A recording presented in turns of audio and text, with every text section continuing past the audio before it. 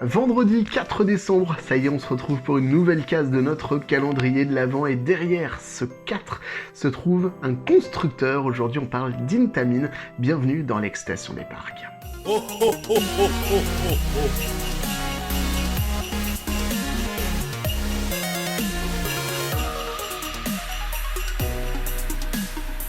On va parler de cette info qui nous a un peu surpris dans le monde des fans de parcs d'attractions. Cette annonce, il y a quelques mois, du constructeur du Liechtenstein, de plusieurs nouveaux modèles, mais des modèles qui forcément parlaient un petit peu parce que ça ressemblait beaucoup à des choses vraiment déjà existantes. Il y en a un, c'est clairement une copie du Skyrocket de chez Premier Race, le LSM Vertical Coaster de chez Intamin. C'est un de ces modèles qui a été annoncé par le constructeur.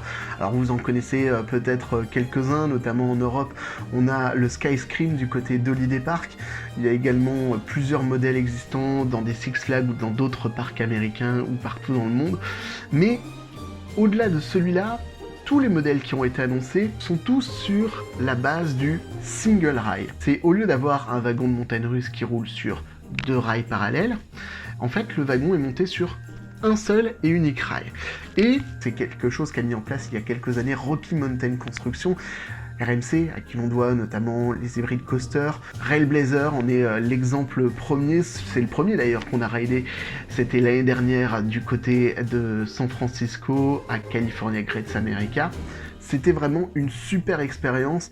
Ce côté single rail vraiment donne une toute autre dimension aux montagnes russes, ça décuple la puissance notamment des airtime.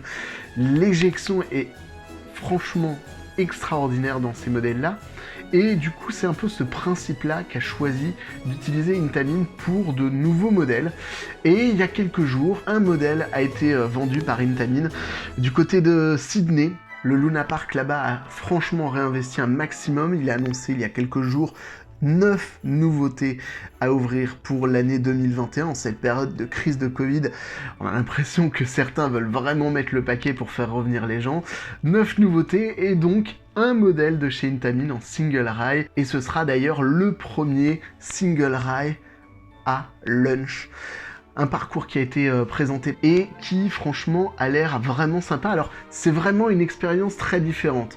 Les single rails qu'ont créé RMC sont relativement courts, relativement compacts, avec pas mal de hauteur des inversions. Là, on est vraiment un peu plus sur la longueur, on va jouer beaucoup plus sur les airtime, les changements de direction, donc ça risque d'être vraiment une expérience différente de ce qui existe déjà chez RMC, et c'est ce que j'ai envie de répondre un petit peu à tous les gens qui ont crié au plagiat vis-à-vis d'Intamin, que Intamin copiait ce que faisaient les autres, que Intamin manquait d'inspiration en ce moment. Alors oui, ils se sont peut-être inspirés, et je dis peut-être, hein, rien ne dit qu'Intamin ne bossait pas aussi sur du single rail avant que RMC le fasse, hein. Vous savez, la recherche et développement, ça prend excessivement de temps, mais en même temps, mettre une montagne russe sur un seul rail, c'est un peu comme quand on disait à l'époque, on va mettre une montagne russe sur un rail tubulaire en acier plutôt que sur une structure en bois. C'est une évolution en quelque sorte de ce que proposeront les constructeurs de montagnes russes, libre à chacun d'interpréter ça à sa sauce. Certes oui, il y a eu des choses qui, dans les projets d'Intamin présentés il y a quelques mois, ressemblent à Pulsar, ressemblent effectivement au Skyrocket de chez Premier Ride, mais c'est à chacun aussi de réinventer un petit peu les modèles, et Intamin est loin d'être le premier à faire ça. Rappelez-vous, il y a quelques années, Intamin faisait des méga coasters, certains autres constructeurs se sont mis à faire des méga coasters qui ressemblent à ceux d'Intamin. On peut pas en vouloir à Intamin de s'inspirer de ce que font les autres, à voir maintenant comment eux vont se l'approprier, le réinterpréter, pour proposer une expérience qui sera peut-être différente. Intamin a innové sur certains modèles, ça a été le premier à sortir des Wing Coasters, ils en ont sorti qu'un, hein, tellement il était mauvais, hein. Ça s'appelle Furious Baco à PortAventura.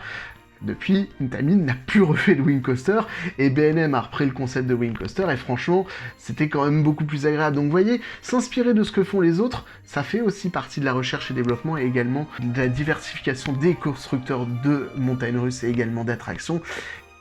ça existait hier, ça existe aujourd'hui et ça continuera certainement d'exister dans les prochaines années.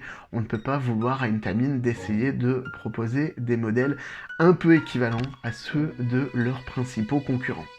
Donc voilà, on a hâte de découvrir ce premier single rail du côté de Sydney. Je pense qu'il va falloir attendre un petit peu pour y aller. Et puis, est-ce que vous aussi, ces concepts qui vous ont surpris, est-ce qu'ils vous ont interloqué? Qu'est-ce que vous pensez justement de ces concepts de chez Intamin? Dites-le moi dans les commentaires.